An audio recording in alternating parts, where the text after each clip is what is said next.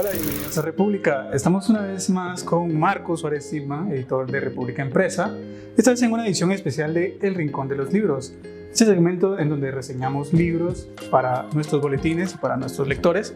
En esta ocasión nos traes un contenido diferente, Marcos. Cuéntanos. Sí, buenos días, Miguel. Efectivamente, hoy no se trata de un libro, sino que hacemos una especie de excursión al séptimo arte. Nos vamos al cine y vamos a hablar de un documental que se pudo ver recientemente en las salas de cine de Latinoamérica. El documental se llama Hispanoamérica, Canto de Vida y Esperanza. Cuéntanos generalidades del documental. ¿Cómo surge la idea? ¿Cuándo se empieza a rodar? Antes de empezar al contenido, a empezar a abordar el contenido. Sí, las generalidades son...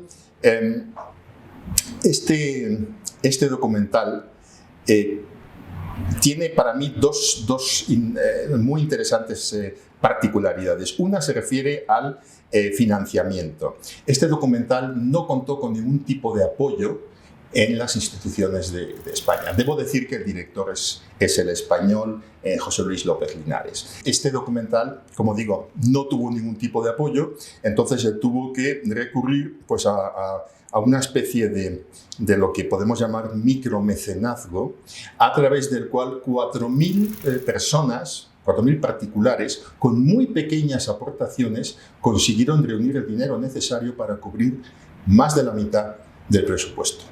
Esto, claro, fue una primera dificultad, pero al mismo tiempo podemos decir que dio una autonomía en la producción del documental, porque no se dependía de ninguna institución gubernamental. Además del tema del financiamiento a través del micromecenazgo, también fue interesante la distribución, porque, como digo y repito, no tuvo ningún tipo de apoyo por parte del actual gobierno de España.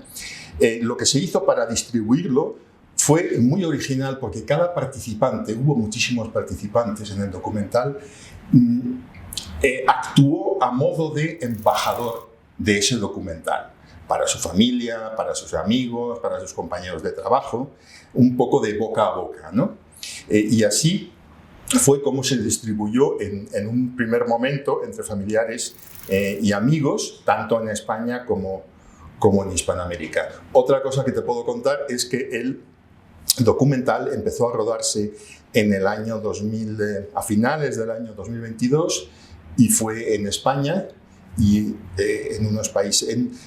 en unos determinados países latinoamericanos que fueron Perú, Ecuador, Bolivia, México y Estados Unidos. Se exhibió también en Estados Unidos, en salas de Estados Unidos. Creo que sí. En Guatemala estuvo hasta la última semana, si no estoy mal. Sí, en Guatemala estuvo durante un tiempo, hasta la última semana, efectivamente. Bueno, cuéntanos del contenido. En generalidades del contenido, los ambientes, dónde se grabó, del director, cómo fue su participación. Bien, el documental, como digo, se rodó en estos países que he comentado. Es curioso porque cuando uno ve el documental, que dura unas 2 horas, en ningún momento pone dónde está la imagen de una determinada iglesia o universidad u hospital. Con esto se quiere dar un sentido de generalidad, de comunión hispanoamericana, que eso es la idea fundamental del documental, ¿no? También tiene una muy potente imagen de colorido, se fija mucho en el tema del arte barroco, insiste mucho en el tema de la pintura, la escultura, la música, la educación y, naturalmente, el intensísimo sentimiento religioso. Hablando del nombre del título, Hispanoamérica, ¿por qué Hispanoamérica, no Latinoamérica, Mesoamérica? Cuéntanos un poco de eso. Bien, el título, es Hispanoamérica, Canto de Vida y Esperanza. En cuanto a la primera palabra, Hispanoamérica, sabemos pues, que hay una disputa entre los términos Latinoamérica, Hispanoamérica e Iberoamérica. Entonces, ¿cuándo empleamos cada cual? Está claro que a nivel cultural el mundo latino nos ha ganado la batalla, ¿no? Porque hoy en día lo que dice casi todo el mundo es Latinoamérica. ¿Esto por qué? Porque le interesa a italianos y a franceses que en realidad no participaron de la presencia europea en Hispanoamérica o en Iberoamérica, pero es verdad, bueno, pues que sí que ha habido luego emigrantes italianos en Argentina y en el Cono Sur, hay presencia francesa en el Caribe, pero bueno, es minoritaria. De todas maneras, les interesaba poner el acento en el aspecto latino y hoy lo que se dice es Latinoamérica. Luego tenemos Iberoamérica. Iberoamérica, ahí se engloba Brasil, por la herencia portuguesa.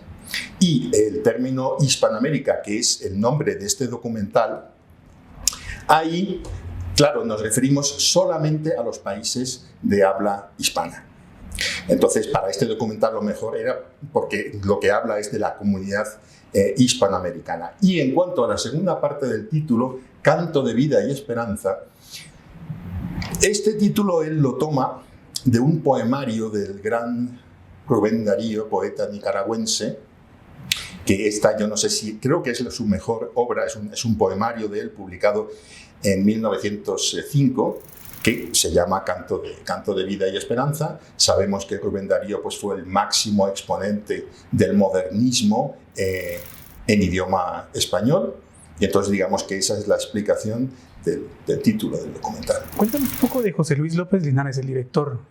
¿Qué nos puedes ahondar más en la dirección en él y su participación? Sí, bueno, José Luis López Linares es un grandísimo director de documentales, conocido en España sobre todo por su documental España, la primera globalización, que realizó, o que dirigió, mejor dicho, en 2021. Es un cineasta que ha ganado 3 veces el premio Goya, una vez el premio Ondas y una vez ha estado nominado a los Emmy, o sea que es una persona con una trayectoria brillante. Y en cuanto al estreno, este documental fue estrenado en Madrid. Creo que fue muy bien recibido en Madrid. Muy bien recibido, efectivamente. En abril de este año, 2024, no solamente fue bien recibido, estuvo en el estreno estuvo el rey español, Felipe VI, y hasta ahora ha sido el documental más visto y más aclamado en España en 2024. No es poco para decir. No es poco. Cuéntanos un poco sobre Estados Unidos. De esto tú conoces bastante, cómo fue que se perdieron algunos territorios y bastante de la herencia hispana. Esto es un aspecto muy interesante del documental y yo creo que ya va cayendo en el olvido, lamentablemente, pero es cierto porque Estados Unidos es uno de los 6 países donde se rueda el documental, ¿no?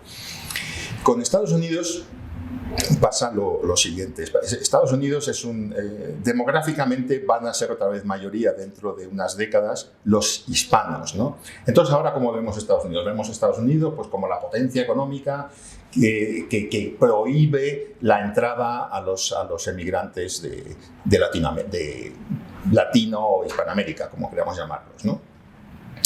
Y esto, pues hombre, no siempre fue así. España fue a nivel europeo la potencia. Obviamente había indígenas viviendo ahí, igual que aquí en el resto de América, pero cuando a nivel europeo, lo único que descubrieron para Europa los peregrinos, los británicos, fue lo que hoy conocemos como Nueva Inglaterra, o sea, Maine, New Hampshire, New Jersey, Nueva York, y ya está. El resto, empezando por la Florida, fue descubierta por españoles. La costa del Golfo de México hasta Luisiana, Texas y luego pues todo el medio oeste y el oeste de Estados Unidos fue descubierto por españoles. ¿Qué sucedió? Pues en 1803, muy a principios del siglo XIX, fue la famosa compra de Luisiana. Esto consistió en que Napoleón, ya siendo cónsul de Francia, vendió toda la Luisiana, estamos hablando de un territorio de más de 2 millones de kilómetros cuadrados, al presidente Jefferson, que era presidente en ese momento, Thomas Jefferson. Con ello violó lo acordado en cuanto a la retroventa, porque cuando España tuvo que ceder ese territorio a Francia, se acordó que si Francia en algún momento se desprendía de ese territorio, lo volvería a vender a España. Fue una clarísima violación. Y solo a España se lo podría vender. Claro, y lo vendió a Estados Unidos, además por el irrisorio precio, a nuestros ojos de hoy, de 15 millones de dólares, que con los intereses pues, serían unos 23 millones de dólares y, como digo, son más de 2 millones de kilómetros cuadrados. Eso todo es lo que hoy podemos entender por el medio oeste, o sea, desde Luisiana, Nebraska, Kansas, Arkansas, Oklahoma, etcétera, hasta la frontera de Canadá. Quedaba todavía una extensísima franja, que esa pasó al México independiente. Estamos hablando de Texas, Nuevo México, Arizona, California, Nevada, Colorado.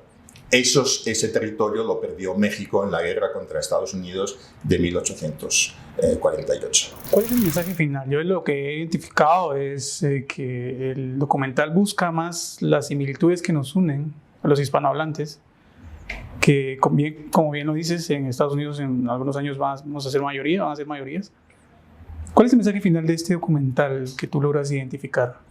Sí, de este mensaje conviene hablar con detenimiento, porque el documental se produce en un momento en que aquí estamos totalmente enzarzados en controversias, en disputas. Ahora pídeme perdón, es que has hecho esto, es que has matado a no sé cuántos. Eso no lleva a nada. Primero, porque España, yo a la reseña la llamé contra la leyenda negra. Entonces, yo no soy amigo de sustituir una leyenda negra por una leyenda rosa. Aquí no ha pasado nada, porque eso no es así. Estamos hablando de un periodo de 300 años. Claro. Entonces, ¿qué sucede? España, naturalmente que han pasado atrocidades, eso siempre que hay un choque de culturas, pues es el caso, ¿no?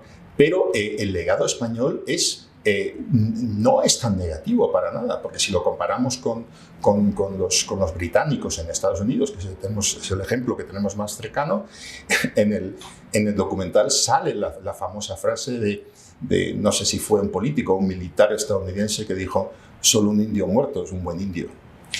Aquí no fue así. Isabel la Católica, que fue la monarca de tiempos de Colón, cuando los españoles llegan a América, dejó dicho y dejó escrito a sus súbditos: casaos los españoles con las indias y las españolas con los indios. O sea, desde el primer momento abogó por el mestizaje. Luego también hay que ver que en Latinoamérica, pues, o en Hispanoamérica, debemos decir sobre todo en relación a este documental, Hispanoamérica, aquí hay muchísimas universidades, muchísimos hospitales, muchísimas iglesias. ¿Para qué voy a hacer iglesias y hospitales y universidades si mi idea es matar a todos los indios, a todos los indígenas? Si mi idea desde un principio es el genocidio. No, eso más bien sucedió en Estados Unidos. Aunque debo decir que en ningún momento el documental entra en esa discusión de ¿y tú más? No. Naturalmente que han pasado cosas negativas en Latinoamérica. Pero ya digo, o sea, ya lo he dicho en otras de nuestras conversaciones, ¿no? El mundo no es negro y blanco, no son buenos contra malos.